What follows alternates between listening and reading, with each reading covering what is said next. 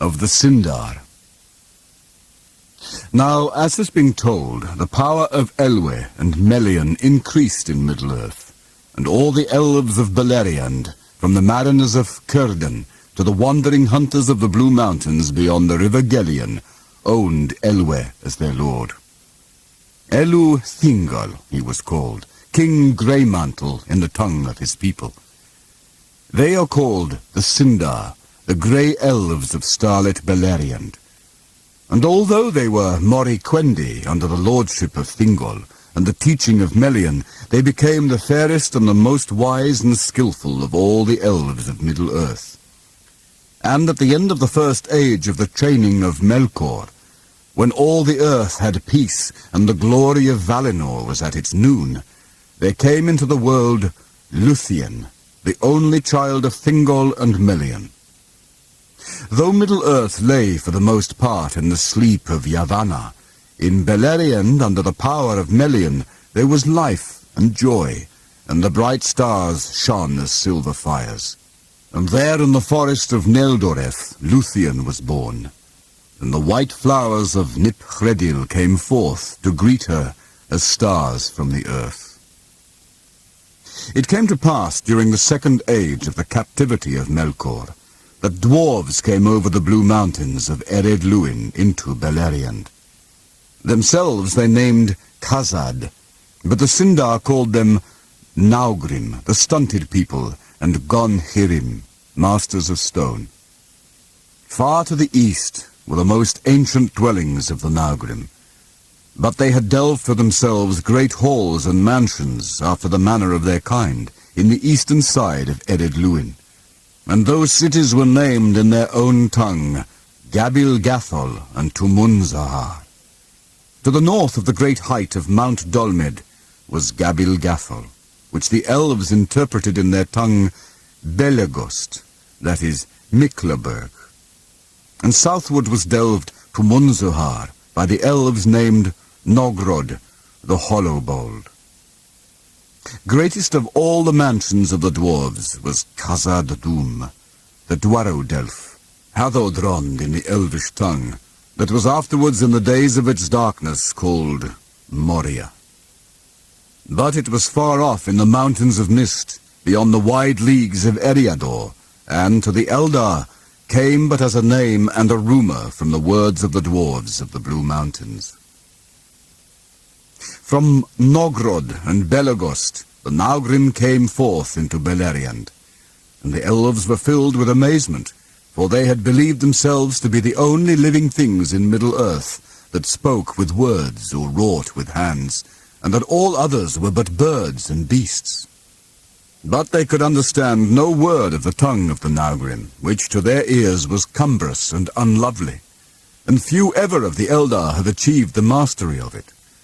But the dwarves were swift to learn, and indeed were more willing to learn the elven tongue than to teach their own to those of alien race. Few of the Eldar went ever to Nogrod and Belegost, save Eol of Nan Elmoth, and Maeglin his son. But the dwarves trafficked into Beleriand, and they made a great road that passed under the shoulders of Mount Dolmed, and followed the course of the river Askar, crossing Gellion at San Athrad, the ford of stones, where battle after befell. Ever cool was the friendship between the Naugrim and the Eldar, though much profit they had one of the other. But at that time those griefs that lay between them had not yet come to pass, and King Thingol welcomed them. But the Naugrim gave their friendship more readily to the Noldor in after days than to any others of elves and men, because of their love and reverence for Aula, and the gems of the Noldor they praised above all other wealth. In the darkness of Arda already the dwarves wrought great works, for even from the first days of their fathers they had marvelous skill with metals and with stone. But in that ancient time, iron and copper they loved to work, rather than silver or gold. Now Melian had much foresight after the manner of the Maiar, and when the second age of the captivity of Melkor had passed, she counselled Thingol that the peace of Arda would not last forever. He took thought, therefore, how he should make for himself a kingly dwelling, and a place that should be strong if evil were to awake again in Middle-earth. And he sought aid and counsel of the dwarves of Belegost. They gave it willingly, for they were unwearied in those days, and eager for new works. And though the dwarves ever demanded a price for all that they did, whether with delight or with toil, at this time they held themselves paid. For Melian taught them much that they were eager to learn, and Thingol rewarded them with many fair pearls.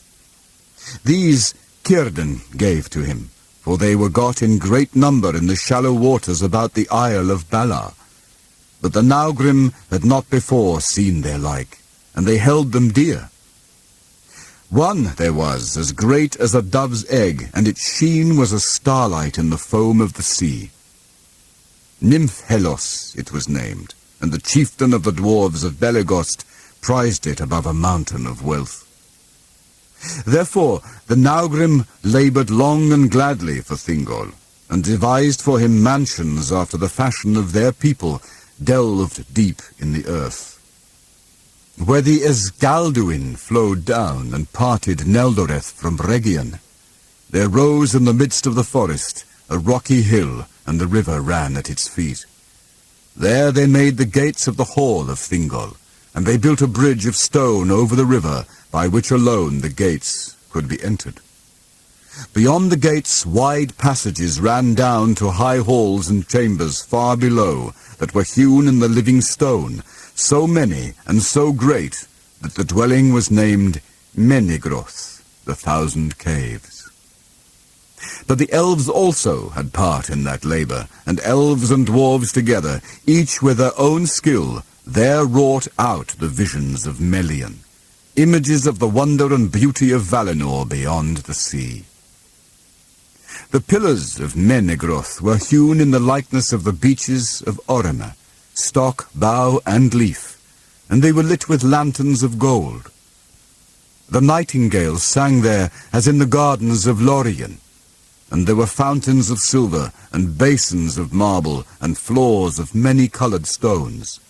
Carven figures of beasts and birds there ran upon the walls, or climbed upon the pillars, or peered among the branches entwined with many flowers. And as the years passed, Melian and her maidens filled the halls with woven hangings, wherein could be read the deeds of the Valar, and many things that had befallen in Arda since its beginning, and shadows of things that were yet to be. That was the fairest dwelling of any king that has ever been east of the sea. And when the building of Menegroth was achieved, and there was peace in the realm of Thingol and Melian, the Naugrim yet came ever and anon over the mountains, and went in traffic about the lands. But they went seldom to the Falas, for they hated the sound of the sea, and feared to look upon it. To Beleriand there came no other rumour or tidings of the world without.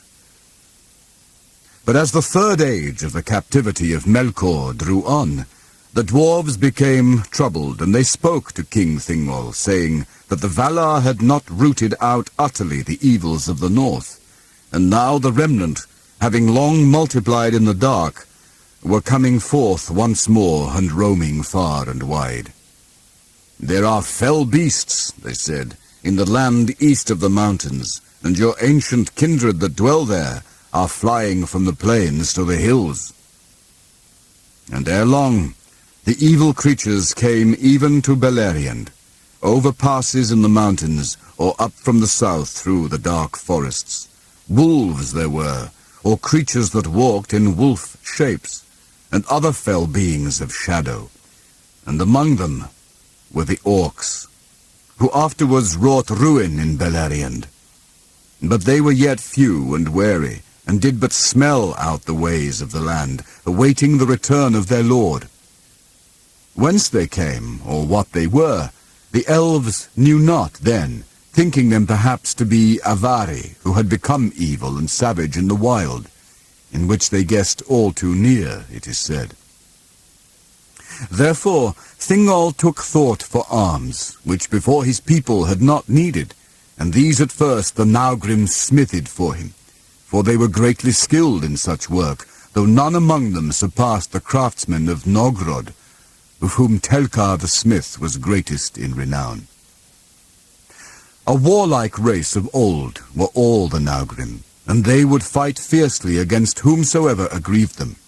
Servants of Melkar, or Eldar, or Avari, or wild beasts, or not seldom their own kin, dwarves of other mansions and lordships. Their smithcraft, indeed, the Sindar soon learned of them. Yet in the tempering of steel alone of all crafts, the dwarves were never outmatched, even by the Noldor. And in the making of mail of linked rings, which was first contrived by the smiths of Belegost, their work had no rival. At this time, therefore, the Sindar were well armed, and they drove off all creatures of evil and had peace again. But Thingol's armories were stored with axes and with spears and swords and tall helms and long coats of bright mail. For the hauberks of the dwarves were so fashioned that they rusted not, but shone ever as if they were new burnished. And that proved well for Thingol in the time that was to come.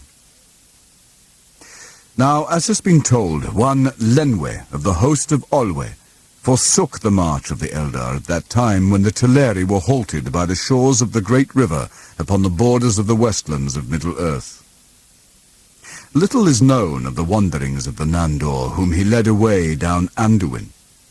Some, it is said, dwelt age-long in the woods of the vale of the great river. Some came at last to its mouths, and there dwelt by the sea, and yet others, passing by Ered Nimrais, the White Mountains, came north again and entered the wilderness of Eriador, between Ered Luin and the far mountains of Mist. Now these were a woodland people, and had no weapons of steel, and the coming of the fell beasts of the north filled them with great fear, as the Naugrim declared to King Thingol in Menegroth. Therefore, Denethor, the son of Lenwe, hearing rumour of the might of Thingol and his majesty, and of the peace of his realm, gathered such host of his scattered people as he could, and led them over the mountains into Beleriand. There they were welcomed by Thingol, as kin long lost that returned, and they dwelt in Osiriand, the land of 7 rivers. Of the long years of peace that followed after the coming of Denethor, there is little tale.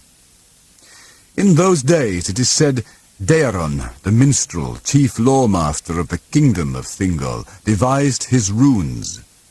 And the Naugrim that came to Thingol learned them, and were well pleased with the device, esteeming Daeron's skill higher than did the Sindar, his own people. By the Naugrim, the Kirth were taken east over the mountains, and passed into the knowledge of many peoples. But they were little used by the Sindar for the keeping of records until the days of the war, and much that was held in memory perished in the ruins of Doriath. But of bliss and glad life there is little to be said before it ends.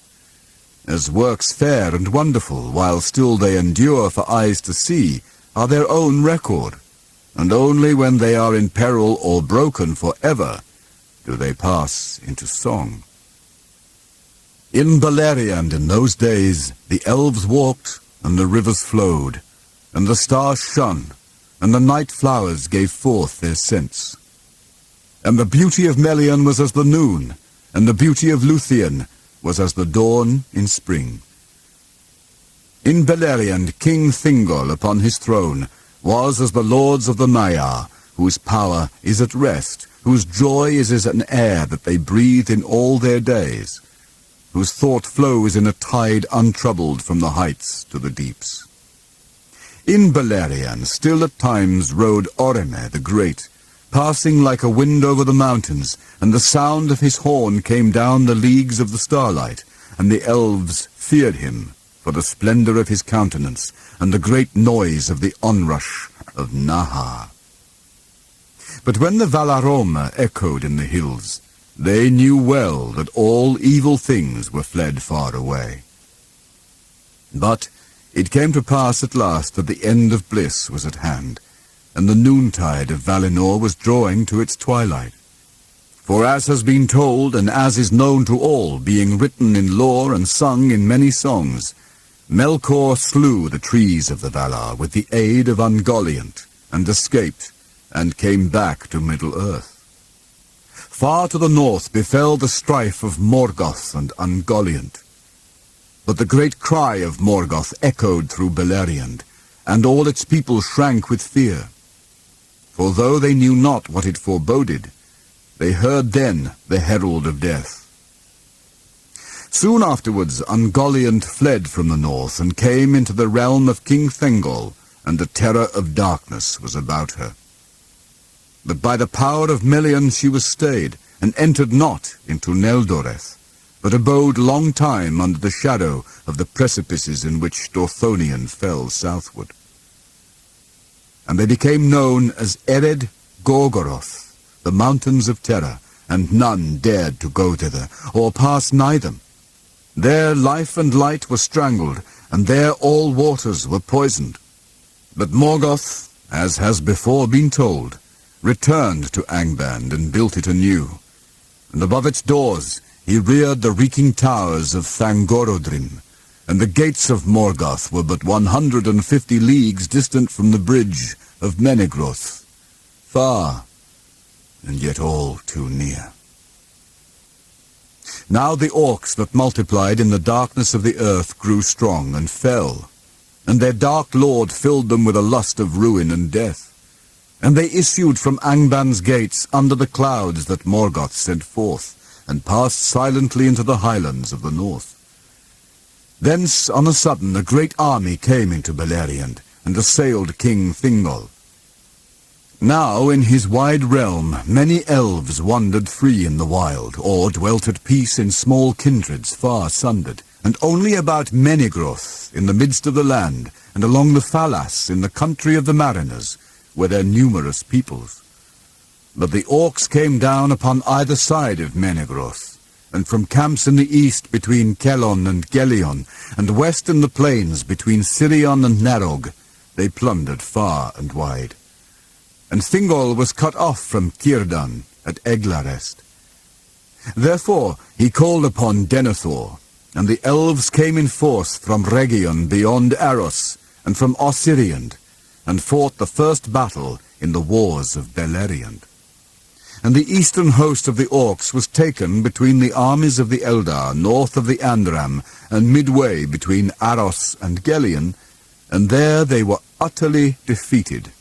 And those that fled north from the great slaughter were waylaid by the axes of the Naugrim that issued from Mount Dolmed. Few indeed returned to Angband. But the victory of the elves was dear bought. For those of Ossiriand were light-armed and no match for the orcs, who were shod with iron and iron-shielded, and bore great spears with broad blades, and Denethor was cut off and surrounded upon the hill of Amon Ereb. There he fell, and all his nearest kin about him, before the host of Thingol could come to his aid. Bitterly though his fall was avenged, when Thingol came upon the rear of the orcs and slew them in heaps, his people lamented him ever after, and took no king again. After the battle some returned to Ossiriand, and their tidings filled the remnant of their people with great fear, so that thereafter they came never forth in open war, but kept themselves by wariness and secrecy. And they were called the Lyquendi, the green elves, because of their raiment of the colour of leaves. But many went north and entered the guarded realm of Thingol, and were merged with his people. And when Thingol came again to Menegroth, he learned that the orc host in the west was victorious, and had driven Círdan to the rim of the sea. Therefore he withdrew all his people that his summons could reach within the fastness of Neldoreth and Region. And Melian put forth her power, and fenced all that dominion round about with an unseen wall of shadow and bewilderment, the girdle of Melian, that none thereafter could pass against her will, or the will of King Thingol, unless one should come with a power greater than that of Melian the Maya. And this inner land, which was long named Eglador, was after called Doriath, the guarded kingdom, land of the girdle. Within it there was yet a watchful peace, but without there was peril and great fear, and the servants of Morgoth roamed at will, save in the walled havens of the Falas. But new tidings were at hand, which none in Middle-earth had foreseen, neither Morgoth in his pits, nor Melian in Menegroth. For no news came out of Ammon, whether by messenger, or by spirit, or by vision in dream, after the death of the trees. In this same time, Feanor came over the sea in the white ships of the Teleri, and landed in the firth of Drengist, and there burned the ships at Losgar.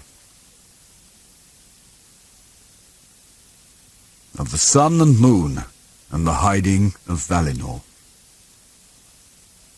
It is told that after the flight of Melkor, the Valar sat long unmoved upon their thrones in the Ring of Doom. But they were not idle, as Feanor declared in the folly of his heart. For the Valar may work many things with thought rather than with hands, and without voices, in silence, they may hold counsel one with another. Thus they held vigil in the night of Valinor, and their thought passed back beyond Ea, and forth to the end. Yet neither wisdom nor power assuaged their grief, and the knowing of evil in the hour of its being. And they mourned not more for the death of the trees than for the marring of Feanor. Of the works of Melkor, one of the most evil.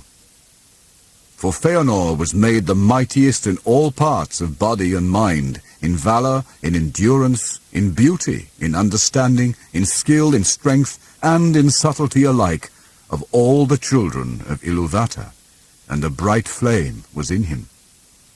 The works of wonder for the glory of Arda that he might otherwise have wrought, only Manwë might in some measure conceive. And it was told by the Vanyar who held vigil with the Valar, that when the messengers declared to Manwë the answers of Feanor to his heralds, Manwë wept and bowed his head. But at that last word of Feanor, that at the least the Noldor should do deeds to live in song forever, he raised his head as one that hears a voice far off, and he said, "So shall it be. Dear bought those songs shall be accounted, and yet shall be well bought, for the price could be no other. Thus even as Eru spoke to us, shall beauty not before conceived be brought into Ea, and evil yet be good to have been." But Mandos said, "And yet remain evil. To me shall Feanor come soon." But when at last the Valar learned that the Noldor had indeed passed out of Ammon and were come back into Middle-earth, they arose and began to set forth in deeds those counsels which they had taken in thought for the redress of the evils of Melkor. Then Manwë bade Yavanna and Nienna to put forth all their powers of growth and healing, and they put forth all their powers upon the trees. But the tears of Nienna availed not to heal their mortal wounds, and for a long while Yavanna sang alone in the shadows. Yet even as hope failed, and her song faltered, Telperion bore at last upon a leafless bough one great flower of silver, and Laurelin a single fruit of gold. These Yavanna took, and then the trees died, and their lifeless stems stand yet in Valinor, a memorial of vanished joy. But the flower and the fruit Yavanna gave to Aula, and Manwë hallowed them, and Aula and his people made vessels to hold them and preserve their radiance, as is said in the silmarillion, the song of the sun and moon. These vessels the Valar gave to Varda, that they might become lamps of heaven, outshining the ancient stars, being nearer to Arda. And she gave them power to traverse the lower regions of Ilmen, and set them to voyage upon appointed courses above the girdle of the earth, from the west unto the east, and to return. These things the Valar did, recalling in their twilight the darkness of the lands of Arda, and they resolved now to illumine Middle-earth, and with light to hinder the deeds of Melkor. For they remembered the Avari that remained by the waters of their awakening, and they did not utterly forsake the Noldor in exile. And Manwë knew also that the hour of the coming of men was drawn nigh. And it is said indeed, that even as the Valar made war upon Melkor for the sake of the Quendi, so now for that time they forbore for the sake of the Hildor, the aftercomers, the younger children of Ilúvatar. For so grievous had been the hurts of Middle-earth in the war upon Utumno, that the Valar feared lest even worse should now befall. Whereas the Hildor should be mortal and weaker than the Quendi to withstand fear and tumult. Moreover, it was not revealed to Manwë where the beginning of men should be, north, south, or east. Therefore the Valar sent forth light, but made strong the land of their dwelling. Isil the Sheen, the Vanya of old, named the moon, flower of Telperion in Valinor. And Anar the fire-golden, fruit of Laurelin, they named the sun. But the Noldor named them also Rana, the wayward, and Vaza, the heart of fire that awakens and consumes. For the sun was set as a sign for the awakening of men and the waning of the elves, but the moon cherishes their memory. The maiden whom the Valar chose from among the Maiar to guide the vessel of the sun was named Arion, and he that steered the island of the moon was Tilion. In the days of the trees, Arion had tended the golden flowers in the gardens of Varna, and watered them with the bright dews of Laurelin. But Tilion was a hunter of the company of Orome, and he had a silver bow. He was a lover of silver, and when he would rest, he forsook the woods of Orome, and going into Lorien, he lay in dream by the pools of Este, in Telperion's flickering beams. And he begged to be given the task of tending forever the last flower of silver. Arion the maiden was mightier than he, and she was chosen because she had not feared the heats of Laurelin, and was unhurt by them, being from the beginning a spirit of fire, whom Melkor had not deceived nor drawn to his service. Too bright were the eyes of Arion for even the Eldar to look on, and leaving Valinor, she forsook the form and raiment which, like the Valar, she had worn there, and she was as a naked flame, terrible in the fullness of her splendor. Isil was first wrought and made ready, and first rose into the realm of the stars, and was the elder of the new lights, as was Telperion of the trees. Then for a while the world had moonlight, and many things stirred and woke that had waited long in the sleep of Yavanna. The servants of Morgoth were filled with amazement, but the elves of the outer lands looked up in delight, and even as the moon rose above the darkness in the west, Fingolfin let blow his silver trumpets, and began his march into Middle-earth, and the shadows of his host went long and black before them. Tilion had traversed the heaven 7 times, and thus was in the furthest east when the vessel of Arion was made ready. Then Anar arose in glory, and the first dawn of the sun was like a great fire upon the towers of the Pelori. The clouds of Middle-earth were kindled, and there was heard the sound of many waterfalls. Then indeed Morgoth was dismayed, and he descended into the uttermost depths of Angband, and withdrew his servants, sending forth great reek and dark cloud to hide his land from the light of the day-star. Now Varda purposed that the 2 vessels should journey into Ilmen, and ever be aloft, but not together. Each should pass from Valinor into the east and return, the one issuing from the west as the other turned from the east. Thus the first of the new days were reckoned after the manner of the trees, from the mingling of the lights when Arion and Tilion passed in their courses, above the middle of the earth. But Tilion was wayward and uncertain in speed, and held not to his appointed path. and he sought to come near to Arion, being drawn by her splendor, though the flame of Anna scorched him, and the island of the moon was darkened. Because of the waywardness of Tilion, therefore, and yet more because of the prayers of Lorien and Este, who said that sleep and rest had been banished from the earth, and the stars were hidden, Varda changed her counsel, and allowed a time wherein the world should still have shadow and half-light. Anna rested there for a while in Valinor, lying upon the cool bosom of the outer sea, and evening, the time of the descent and resting of the sun, was the hour of greatest light and joy in Aman.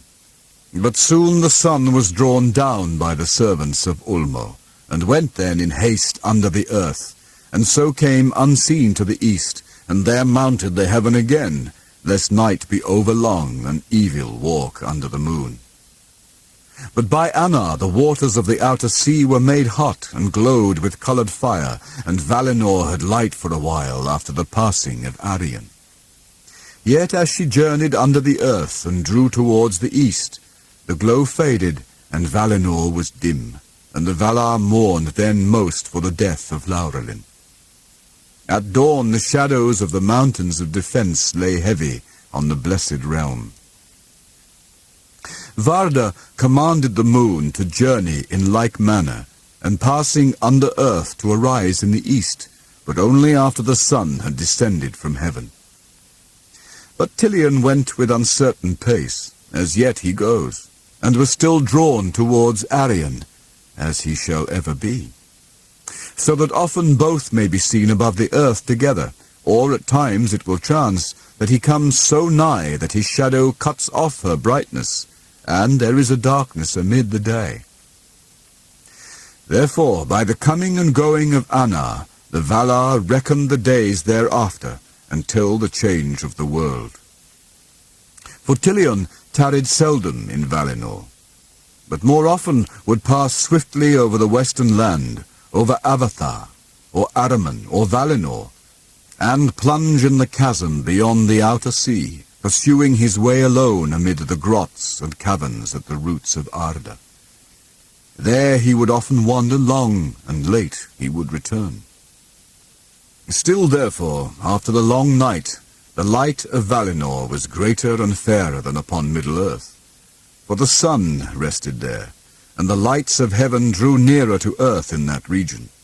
But neither the sun nor the moon can recall the light that was of old, that came from the trees before they were touched by the poison of Ungoliant. That light lives now in the Silmarils alone.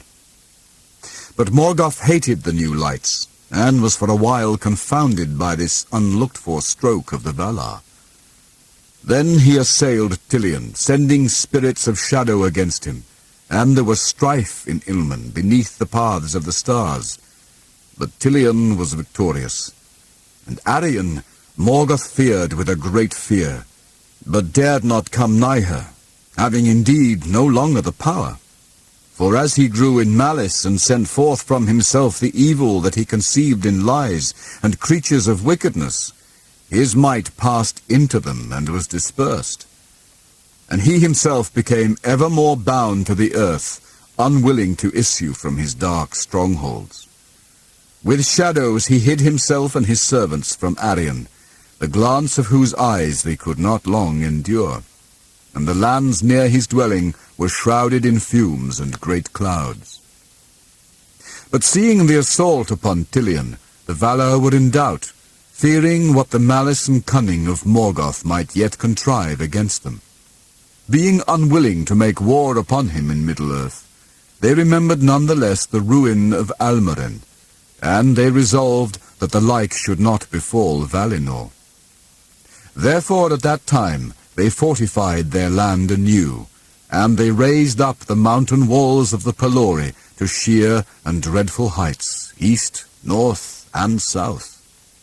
Their outer sides were dark and smooth, without foothold or ledge, and they fell in great precipices with faces hard as glass, and rose up to towers with crowns of white ice.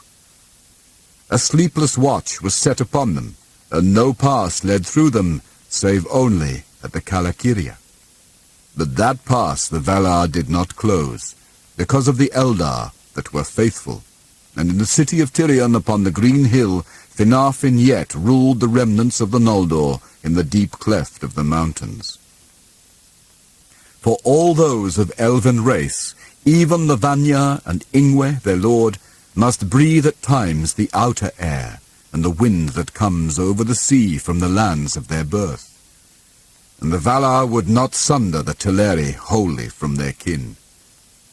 But in the Kalakiria they set strong towers and many sentinels, and at its issue upon the plains of Valmar a host was encamped, so that neither bird, nor beast, nor elf, nor man, nor any creature beside that dwelt in Middle-earth could pass that leaguer. And in that time also, which songs call Nurtale Valenoreva, the hiding of Valinor, the enchanted isles, was set, and all the seas about them were filled with shadows and bewilderment. And these isles were strung as a net in the shadowy seas from the north to the south, before Tol Eressëa, the lonely isle, is reached by one sailing west. Hardly might any vessel pass between them, for in the dangerous sounds the waves sighed forever upon dark rocks shrouded in mist. And in the twilight a great weariness came upon mariners and a loathing of the sea. But all that ever set foot upon the islands were there entrapped, and slept until the change of the world. Thus it was that as Mandos foretold to them in Araman, the blessed realm was shut against the Noldor. And of the many messengers that in after days sailed into the west, none came ever to Valinor, save one only, the mightiest mariner of song. Of men.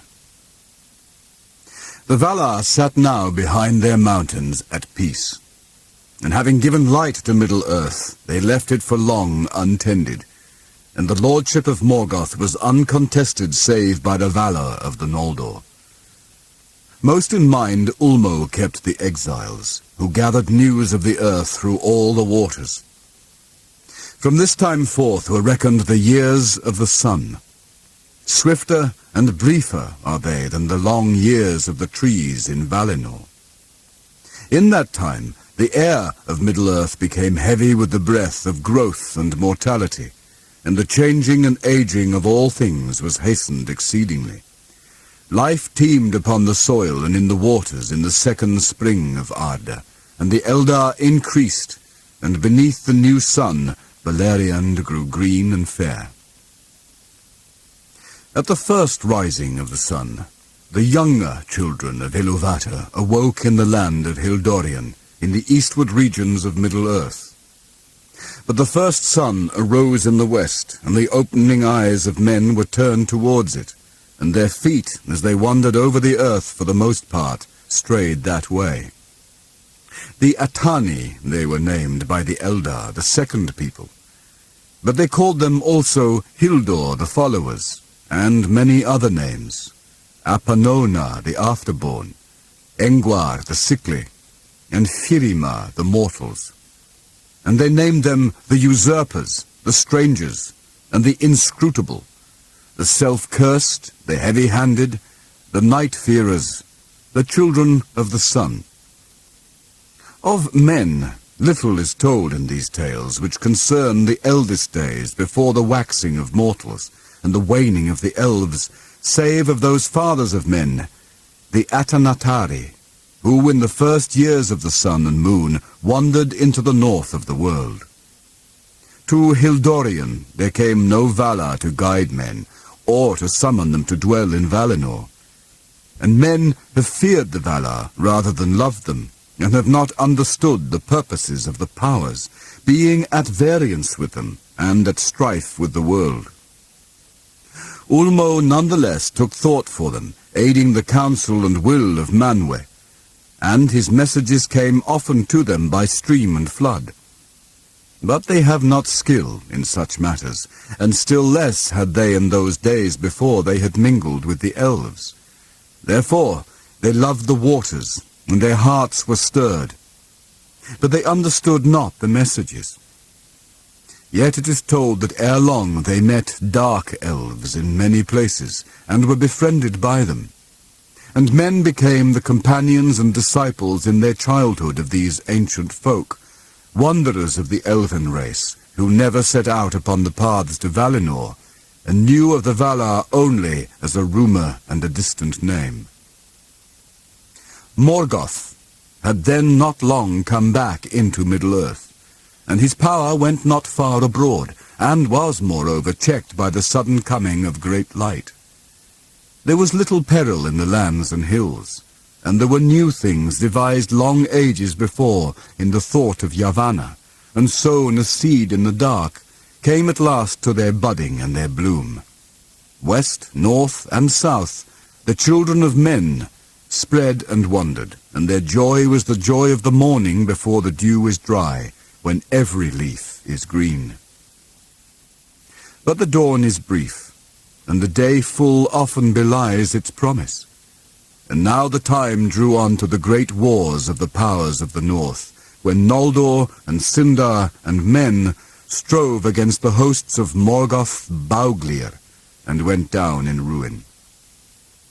To this end, the cunning lies of Morgoth that he sowed of old, and sowed ever anew among his foes, and the curse that came of the slaying at Alqualande, and the oath of Feanor, were ever at work. Only a part is here told of the deeds of those days, and most is said of the Noldor and the Silmarils, and the mortals that became entangled in their fate. In those days elves and men were of like stature and strength of body, but the elves had greater wisdom and skill and beauty, and those who had dwelt in Valinor and looked upon the powers as much surpassed the dark elves in these things, as they in turn surpassed the people of mortal race. Only in the realm of Doriath, whose queen Melian was of the kindred of Valar, did the Sindar come near to match the Calaquendi of the blessed realm. Immortal were the elves, and their wisdom waxed from age to age, and no sickness nor pestilence brought death to them. Their bodies, indeed, were of the stuff of earth, and could be destroyed. And in those days they were more like to the bodies of men, since they had not so long been inhabited by the fire of their spirit, which consumes them from within in the courses of time. But men were more frail, more easily slain by weapon or mischance, and less easily healed, subject to sickness and many ills, and they grew old and died. What may befall their spirits after death, the elves know not. Some say that they too go to the halls of Mandos. But their place of waiting there is not that of the elves, and Mandos, under Iluvatar alone, save Manwë, knows whither they go after the time of recollection in those silent halls beside the outer sea. None have ever come back from the mansions of the dead, save only Beren, son of Barahir, whose hand had touched a Silmaril. But he never spoke afterwards to mortal men. The fate of men after death, maybe, is not in the hands of the Valar, nor was all foretold in the music of the Ainur. In after days, when because of the triumph of Morgoth, elves and men became estranged, as he most wished, those of the elven race that lived still in Middle-earth waned and faded, and men usurped the sunlight. Then the Quendi wandered in the lonely places of the great lands and the isles, and took to the moonlight and the starlight, and to the woods and caves, becoming as shadows and memories, save those who ever and anon set sail into the west, and vanished from Middle-earth. But in the dawn of years, elves and men were allies, and held themselves akin, and there were some among men that learned the wisdom of the Eldar, and became great and valiant among the captains of the Noldor. And in the glory and beauty of the elves, and in their fate, full share had the offspring of elf and mortal, Eärendil and Elwing, and Elrond their child. End of Side 2.